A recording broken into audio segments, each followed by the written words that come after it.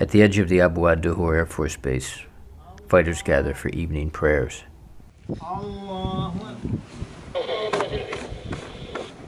They are interrupted.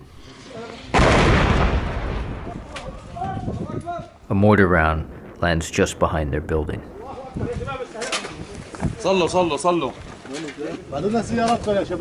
The men are calm.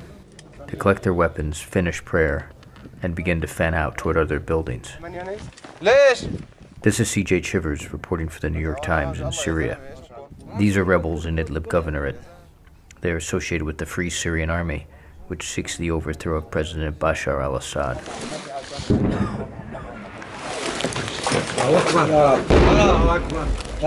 A year and a half since their uprising began, close calls like these are the battlefield's routine.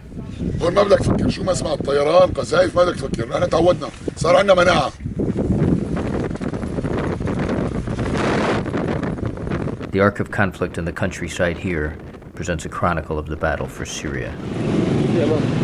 As violence escalated last year, the rebels took up arms. Now an area roughly twice the size of Rhode Island is under their loose control.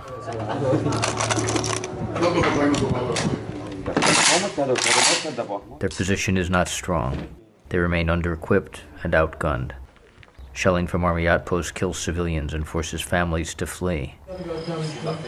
Fighters root out suspected informants, even as they fend off threats from the air and the ground by any means. عبارة عن جرة غاز منزلية نستخدمها لتفجير الدبابات. منشيل محل الساعة. هدول بعد ما نعبيه السمان. تي 72 قادر على شيل أنا. هاي درا. كمان غني من حاجز الجيش. Abu Azab is the commander of the Voices of the Right Brigade. With little outside support, the fighters' arsenals are often small, made up mostly from weapons taken from defeated government soldiers. The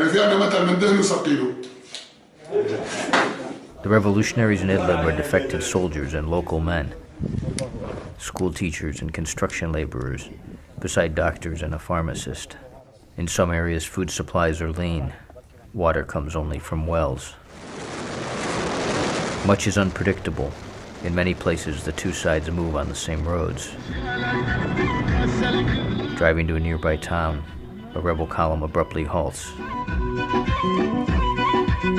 At the intersection just ahead, a group of Shabiha, from a militia loyal to the government, passes by. If the rebels are spotted, a fight could erupt. They go unseen. The potential for violence awaits around every corner, whether from the ground or from the air. Since the start of the summer, government helicopters and jets have chased the rebels in the countryside, targeting villages and neighborhoods that support the uprising. The rebels have fought back. Equipped with captured arms, they positioned themselves this summer at the edge of the Abu ad-Duhur air base, trying to shoot down the warplanes when they take off or land.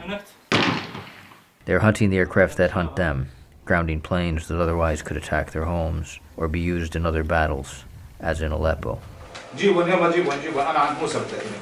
Maroof, a 37-year-old contractor, and his fighters are famous throughout Idlib for shooting down Syrian MiGs.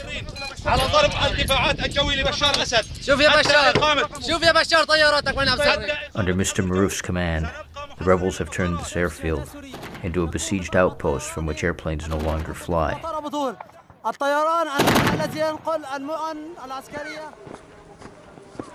In a town near his mountain home, Abu Azab walks through a cemetery filled with freshly dug graves.